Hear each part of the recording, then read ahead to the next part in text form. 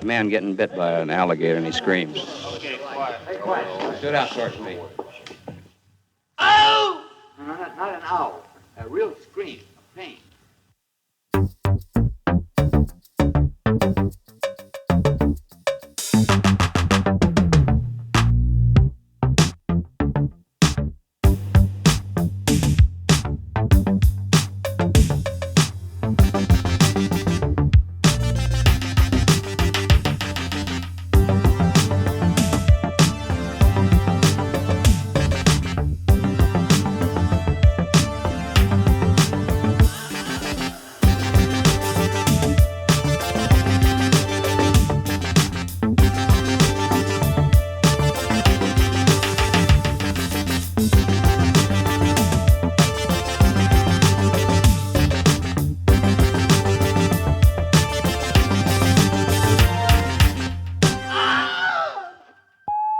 Thank you for sitting down with us and talking about Happy as Larry. Really appreciate the time. It's a beautiful, charming film. I think we really, really enjoyed it. But I think to start, and I know you've talked about this before, but I'd like you to talk about it again. Could you tell the sort of story of script to screen? This screenplay was a semifinalist here at DIFF in the screenplay competition. And that, I think, is germane to where we are now. And just how then that, I think, encouraged or maybe even boosted your confidence to make the film even more? Yeah, so obviously this is something that I wanted to make into a film anyway. I had plans, even when writing it, to obviously make it into a feature. As much as I love writing, I write to direct rather than the other way around. You know, that was always the plan for me. But you know, being a semi-finalist at DIFF was just the kind of the fuel that I needed. You know, it was just that extra boost, just to kind of encourage us all to be confident that we were making the right film, and this was the right script to turn into a film. And Lucas was on board right from the start anyway, but just to have that extra encouragement was super, super helpful. Yeah, I think that was another reason for that question, because Lucas was here with us, and you were on board from the beginning, Lucas, is that correct? That is absolutely correct. In fact, Hugo and I have been working together since, we were talking about this before the show, since March of 2020. So it's our 5th anniversary. So happy anniversary, Hugo. But we met online via a crowdfunder. He was promoting his first film, Makeup. And I saw it. It was a beautiful, tender film about a transgender individual. And I went, this is topical, this is timely. I think people are going to love it or hate it. And I said, I love controversy, let's do it. And that was the start of a 5-year relationship. When Makeup went into distribution, my next question to Hugo was, hey, bud, you got anything else for me? So before DIFF, he sent me the script. And as a producer, I've done like over 100 films, features and shorts, a lot of films. I've read a lot of scripts. It's not an exaggeration to say I've read hundreds of them. This was the first script in the 5 or so years that I've been involved in film where I couldn't put it down. I had to keep reading it. A lot of scripts you read the first couple of pages and I can't do it anymore. I gotta go away. But this was the first script I wanted to know what was going to happen. This was the first script where I laughed out loud. I'm a New Yorker. We don't show our emotions that fast. I laughed out loud. So I read the whole thing, and I called Hugo immediately, and I said, we have to do it. We have to do it. And that was the beginning. So and then I said to him, I'm going to take the credit for this. I think it would be helpful if we put out the script before I invest my money. Well, because I loved it, but it's nice to get an affirmation of it. So I said to Hugo, put it out and let's see how the festivals react to it. And that's got us to DIFF. So you brought up Makeup and Hugo. So your first 2 films have been, I think, at their core about men struggling with the people who they are inside themselves and struggling to be able to portray that. Isn't that describing all of us? Right. And You I know what I wanted mean? to It's speak sort to of that universal as- thing. Right. At the moment we're in right now, and how timely it is, how beautiful your portrayal about it. It's not really a question, but I would love for you to expound on that sentiment of us trying to find our place in this world and be able to express our true selves. It was actually never intentional. I did not realize that my two features, consecutive features, would kind of delve into sort of like similar issues of self-worth and, just like this. They're both buddy films. Makeup was a buddy film. This is a buddy film.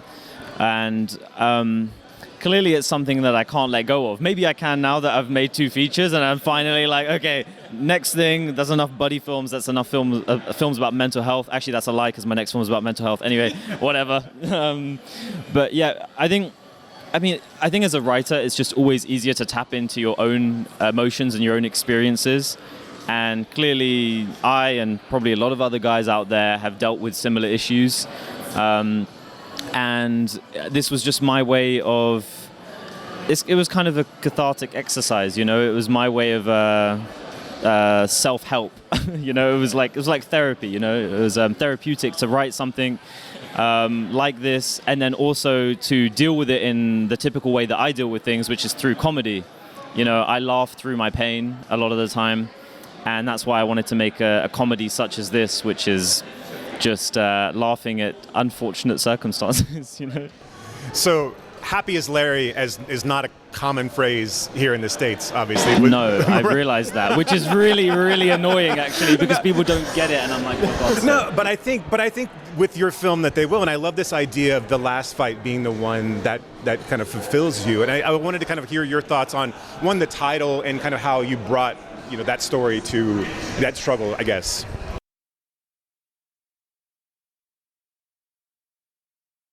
It's well, I don't know. It's you just sort of you get the script, and I remember sort of like reading the script, and you do go, oh, this is you want to sort of tackle it and see what you bring to it, whilst also being aware, like so much of it is on you, as it were. But you also don't want it to be like, as an actor, you don't want to be playing the mood of something. You want to be making sure there's like something behind that, and then it comes through. So I think it's just trying to like, from Hugo as a writer, but also as an actor, bring yourself to the part, or sort of you have the part like sort of above yourself, and you bring yourself to it almost. I think. Yeah, sounds right. That I agree. Sorry, what was the question again? Because like, my head is like mush today. Yes, I am happy though. Yeah, I'm very happy. Sorry, yeah. What was the No, it's question again? just to kind of like, the Happy as Larry story is like the last fight is the one where, it all pays off for us. So it's, I guess, to me, it's the continuation of the struggle, and kind of your thoughts on that theme throughout the film. I mean, well, for the kind of, I guess like for the first time I read the script, I got a really clear sense of what Hugo was trying to do. Like, I think when you read the script, you know exactly who those people are, what they're going through, and it's and not in a way that's overstated in the script. It's there, but it's not hitting you in the face kind of thing. But when you read it, you get a really clear idea for these characters and the journey. So I think from that perspective, having read two scenes to begin with when I did the audition, even then I had a clear idea for who these people were and what they were going through. So it was immediately appealing. And slightly terrifying that I would have to try and like bring that to life in some sort of way. So I was kind of on board right from the start, and dealing with the subject matter was just, I think it was an important thing to do, and doing it through comedy is a really good way to reach people with serious issues. Yeah. So I want to ask, I think, a question about these guys. You guys have great chemistry in this film, right? So where did you find these guys, and how did you two sort of feed off of each other, right? Back and forth, or chemistry-wise. Yes, we met him in the streets. Pretty much. So we kind of just we had an audition process, and we received sort of like 100 submissions or something like that, over 100 submissions, and bless their souls, most of them weren't very good. So like my job was to sort of just like split them apart. And there as always, there's a few contenders. You're like, okay, there's 5 here that can do the job, but I didn't want to find actors that could do the job. I wanted them to bring something to this character and to this movie that I physically couldn't do through direction, that only they could do. And I saw Calvin's audition tape first, and it was weird because none of the other audition tapes for Larry had made me laugh. And they're not supposed to make you laugh for his character specifically, because his character is kind of a bit, he's not supposed to be that funny really, but like the situation is funny, right? But I was watching him and I was like, man, this guy has crazy energy. And I was just watching him with my friend, and we were laughing watching him.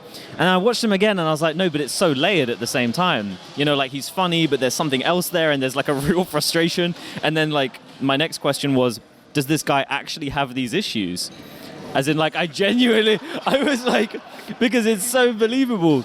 It was so believable. I was like, this guy's going through something, And then I spoke to him and I was like, oh, he's not really. Like, he's a cool guy. But he just played it so well where I was like, fuck, this guy looks like he's going through some shit, So to me, it was just like an immediate yes. I was like, he just has the right energy about him. And then we had a recall because... Basically, don't tell him this. Well, I'm telling him now anyway.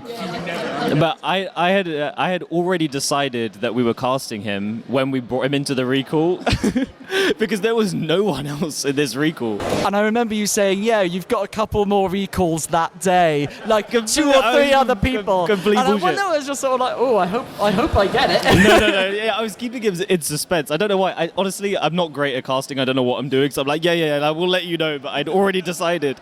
But basically, I brought him in because I just wanted to like test some things and just like see if we could like how we would like work together, and like if we had good chemistry like when working together and stuff like that.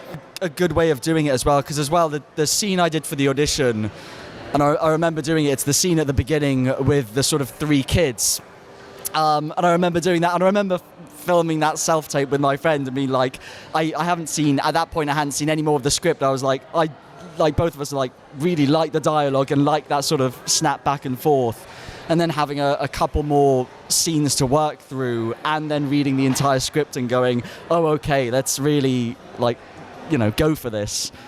And yeah. And then with Kevin, it was a bit last minute. I'll be honest. Very last minute. Oh man. It was anyway, we're not going to get into the specifics as to why it was last minute, but it was last minute. And it was crazy because I remember having a conversation with Lucas where we were saying we don't know if we're going to be able to find our Dale. It was like 2 weeks out from shooting, and we still hadn't found someone, and we were. Well, I wasn't going to mention that, Lucas. That's what I meant by not specifics. I was going to mention it. Well, anyway, moving on. We don't need to talk about that. I didn't know if we were going to find our Dale. And when this guy popped up, I was like, oh my God, he's the most Dale there is. And honestly, it was a silver lining.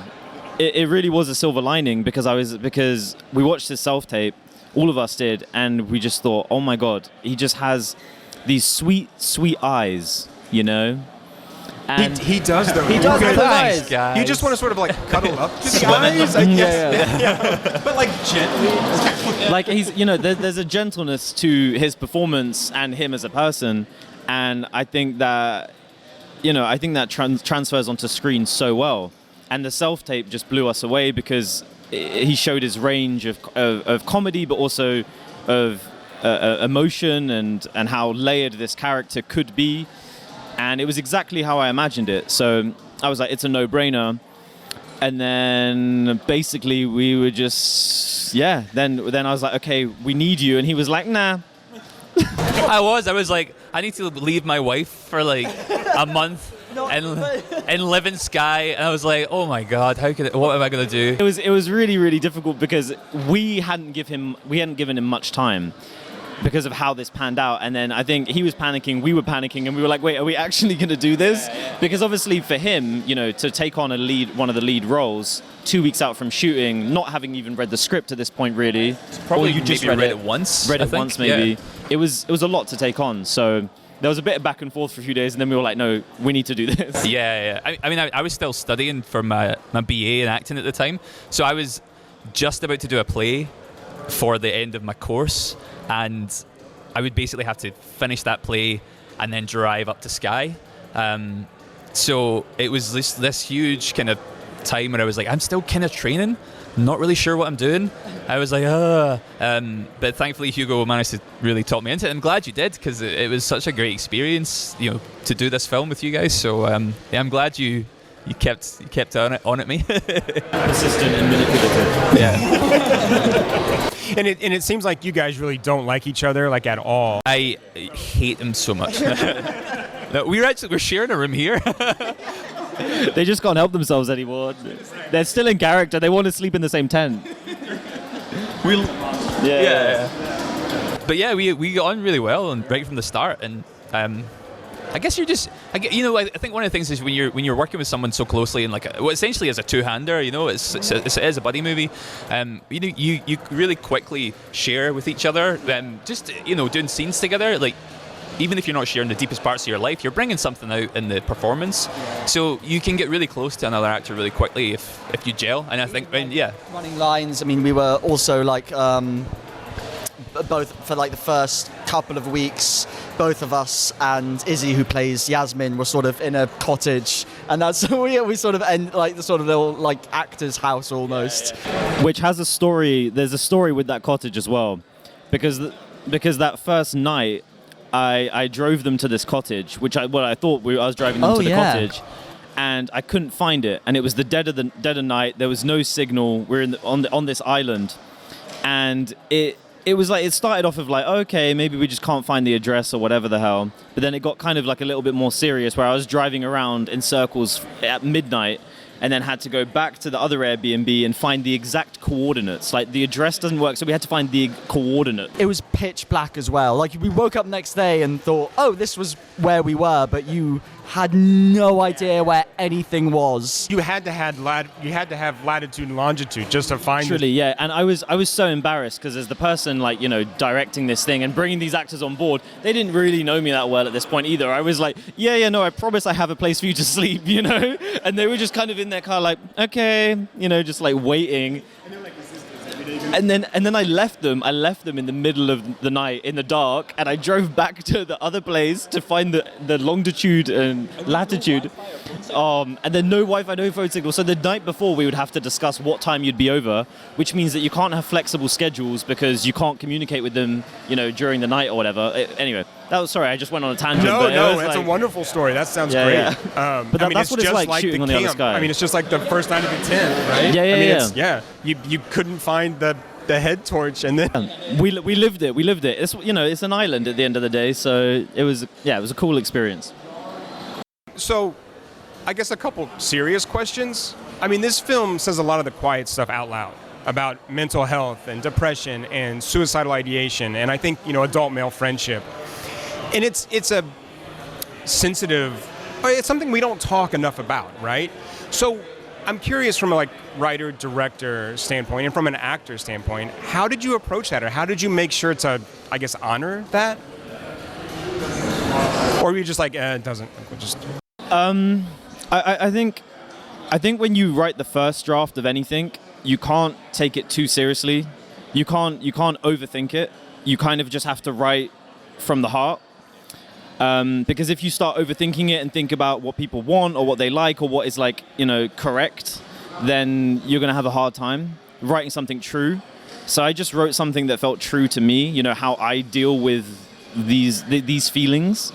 And I thought as long as I keep it true to myself and my experiences, then it can't be wrong, you know? And then obviously then I went back through it and read it from start to finish, and I was like, okay, is this like obnoxious at any point? Is this pretentious? Is this taking the piss out of the wrong things? You know, like, but yeah, I think it was just trying to be as honest with myself about how I felt about it, you know, and that was my way of writing it. Yeah. Anything about, like, I guess as an actor, sort of trying to portray those things that are on the page? Yeah, I think you sort of just have to trust almost it'll be picked up in your performance. It's interesting, sort of, obviously we saw it for the first time last night, and you know the script and know where it's going, and seeing some of the moments that have that are there in, like, your acting and my acting, where you go, oh, there's the hint towards that, and then you have the lines themselves. And I remember we had this chat, Kevin and I had this chat about, what are the sort of the devastating lines. And I think for so many of the lines, you don't have to play the lines, let the lines play you, and you can sort of like say things and let them affect you as they say them. So I think it's sort of, it's being open to that.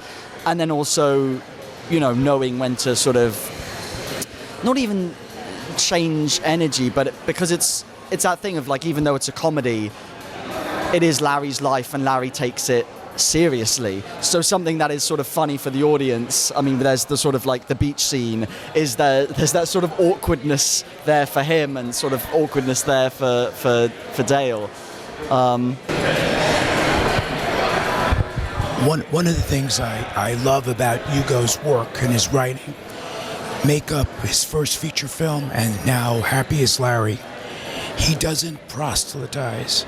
He's not out to tell you what to think. And that's the beauty of his work and his films. He puts out concepts, but he lets the viewer come to their own decision, make their own choices. On the transgender issue, it was up to the viewer to decide whether they liked it or didn't like it, whether they were comfortable or not comfortable. Hugo and the actors did not dictate that. Same for Happy as Larry, and it's such a beautiful film. And what these guys did, an incredible piece of work. And this is the first film festival we entered, and for it to be acknowledged in this significant way, I'm excited about what the future has in store for this film. Absolutely. So I wanted to kind of go on or go off of that and then leaving things kind of open or not proselytizing. I really appreciate the choice to not give Larry some big traumatic event that leads him to this. That it's just, he even says in the film, right, there's no real reason. But it's just kind of the world writ large and how it sits on his shoulders, that's what is leading to this. And I wondered if you could say any more about that or about that decision. Because in a lesser film, right, we get something big has happened. Where we lose the connection with the character. And we lose that connection, right? Because within Larry, we can all be like, yeah, no, the world sucks. I get it. I get it. Right? Yeah, it's about people relating to the story. And at the end of the day, I think, if we're being, specific here, I think most cases of suicide are probably as a result of nothing major happening, but just life and things maybe not working out the way that they intended, or just sometimes it's out of their control even. Maybe everything is going okay for them, but for whatever reason they can't shake this feeling, and that's reality.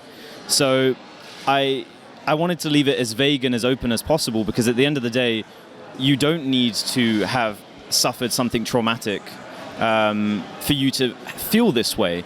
And I think what a lot of films do is they dramatize events to be like, there's this thing and and that's what led to this, but that's not relatable. And I'm not saying that every single element of this film is relatable, but I think the core subject matter has to be relatable, because that is how people connect to the film. And then obviously you can have dramatized moments and weird moments and all the rest of it like littered in there, but I think as long as the core subject matter is true and people resonate with it, and I mean, we even had a lovely young man come up to us, to Lucas and I, yesterday after the screening, and we shared a very special moment with him. I'm not going to say exactly what he said, but it really touched him, and and his experiences, obviously, he resonated with the film basically, and that was really touching for us to hear. So clearly it is something that a lot of men experience, people in general, but specifically to men in this case. As a writer, do you ever struggle with finding the balance between the comedy and the pathos that you're trying to evoke? I do, but it's because I'm ridiculously funny, so I'm always trying to I'm always trying to make it more of a comedy than anything else. No, I'm joking. No, I mean, yes and no. I think, honestly, again, it's being true to myself. That's how I am as a person. I experience things like everyone else. I feel things. I suffer things, but then at the same time, I kind of laugh it off. I'm not saying that's the right way to deal with things. Obviously, I need some therapy, maybe. I don't know, but yeah. But the point is like, I stayed true to myself when writing this script, and it was just about finding the balance that makes sense to me, and obviously never not taking the Larry's, situation. Always taking Larry's situation seriously enough, but then finding comedic relief in other areas. That was kind of the goal. So, is there a pop album in the future? Pop album in the future Because of your singing on the beat, Lucas right? wants to answer this. He's like, I can tell. It's funny you asked that question. I don't know if you noticed, but at the end of the film, it is unclear what Larry's future will be. Maybe there's hope, maybe there isn't. But it was ingenious how he left that open toward the end, because who knows what future may be in store for Larry. So I'm trying to convince him about Larry too. So off the back of that, I actually had no real problem playing that role. I mean, it was quite fun to play that role with my fellow actors. But when it came to the singing, I absolutely froze. It was like a whole other thing for me, where it's like, if you want me to speak funny and be weird and flirt with Larry, no problem. I'll do that all day long, But as soon as I did, off camera too. No. But as soon as I stepped up and I had to sing in front of everyone, I choked. I really, really, really struggled with it, because I used to do a bit of singing and rapping and stuff like that in the past. And the funny thing with this performance is that it wasn't supposed to be good, right? It's supposed to be a bit shit. So it was like finding that balance of being shit, but like he's trying hard, and also like bringing in the dancing and the flirting and all of this. And I really struggled with it. Because I was stood up there and everyone else was silent, the whole cast and crew looking at me. And I was singing back to them, and I kept forgetting the lyrics that I'd written, and I really struggled with that. So, yeah. I mean, I can't even do karaoke, so...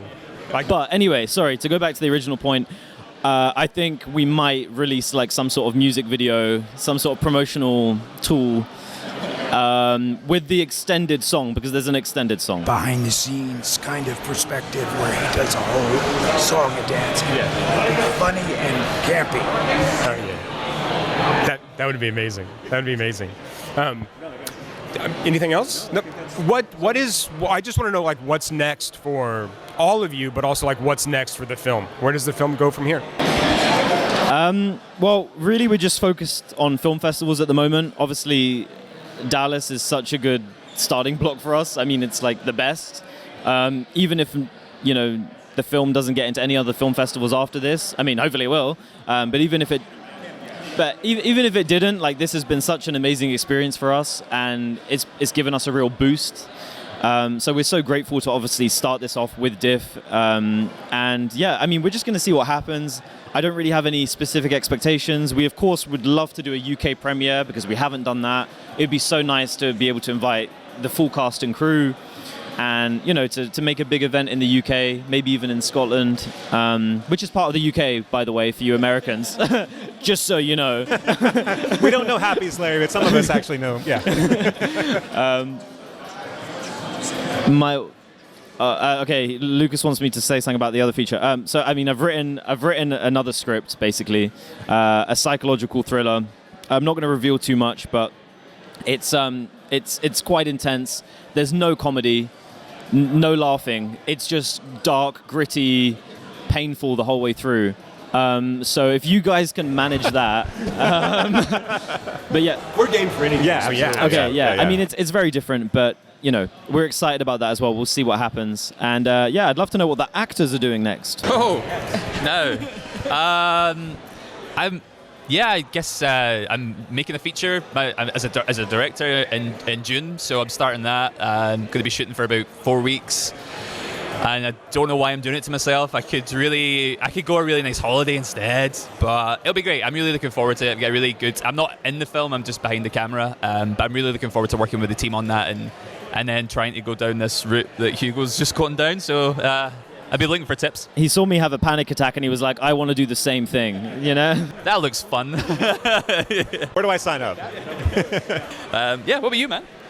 Oh, I've gone I've got no future projects or anything planned. That's unbelievable. Why? It's I don't know. It's just the way acting is, which is the thing. I think it'll definitely be, and even from coming here, enjoying the rollout of this film, and it has, and I've chatted to Kevin about it.